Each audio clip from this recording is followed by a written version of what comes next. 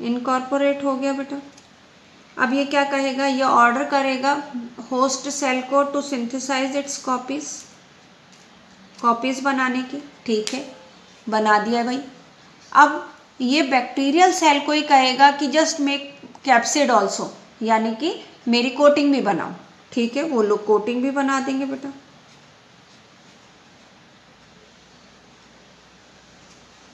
अब ये कोटिंग भी बना दी इन्होंने।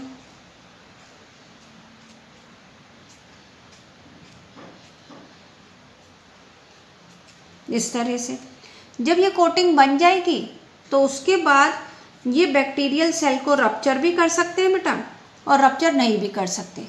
दोनों तरह से काम कर सकते हैं, या तो बैक्टीरियल सेल को रप्चर कर दें।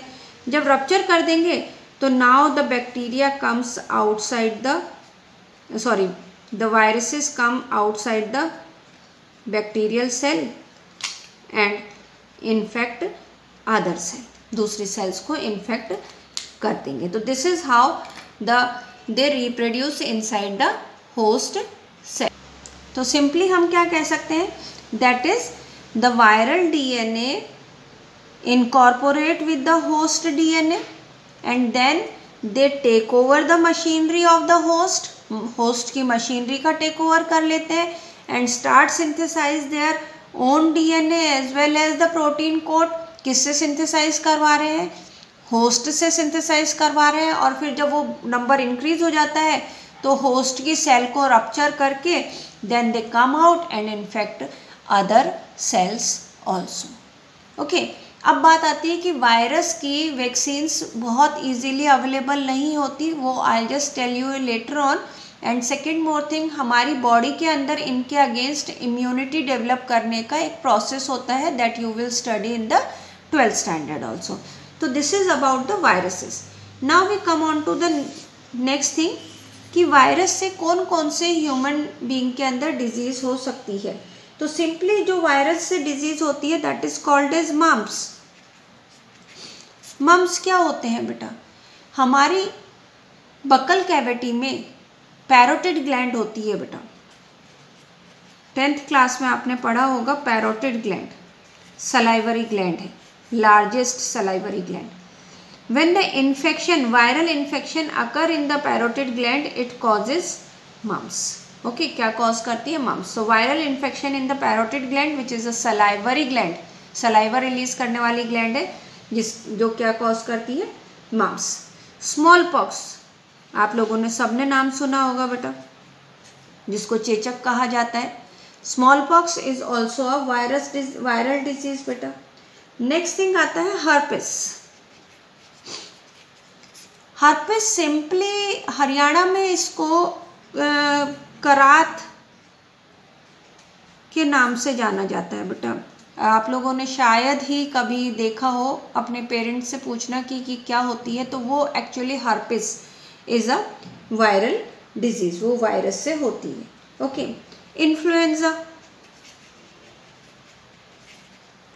अभी आप लोग सब पढ़ रहे होंगे स्पेनिश फ्लू 1920 में हुआ था, मोस्ट डेडली फ्लू था बेटा, दैट वाज आल्सो वायरस। अभी आगे एनसीईआरटी बुक जब बनेगी दोबारा से तो उसमें कोरोना वायरस का भी नाम आएगा कि most deadly pandemic disease cause कर रहा है कोरोना, है ना।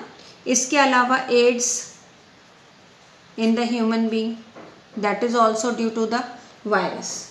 तो they in the human being various diseases are caused due to these viruses. अब आता है बेटा कि अगर प्लांट्स में वायरल इन्फेक्शन हो रखा है तो how we can identify, what are the identifying feature for the disease due to the virus. तो सबसे फर्स्ट जो होता है कैरेक्टरिस्टिक, कि यहाँ पे हम बात कर रहे हैं किसकी, कैरेक्टरिस्टिक की, कैसे हम आइडेंटिफाई करेंगे कि इस प्लांट पर तो वायरस का इन्फेक्शन है।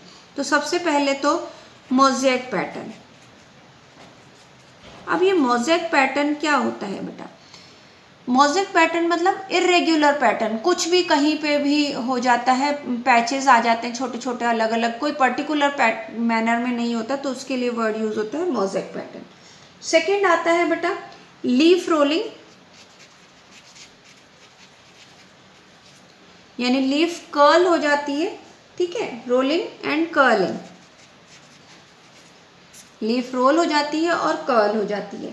इसके अलावा जो लीफ की वेन्स होती हैं, वेन की येलोइंग हो जाती है। अब वेन क्या होती है बेटा, आप लोगों ने एक सिंपल, मैं लीफ का स्ट्रक्चर बनाती हूँ, ये मिडरिब हो गया, ये वेन्स हो गई, तो इन वेन्स के अंदर येलोइंग हो जाती है, तो that is called as yellowing. इसके अलावा ड्वार्फ, यानी फोर्थ फीचर हो गया ड्वार्फ, प्लांट की ग्रोथ नहीं होती है, यानी कि ग्रोथ कैसी हो जाती है, स्टंटेड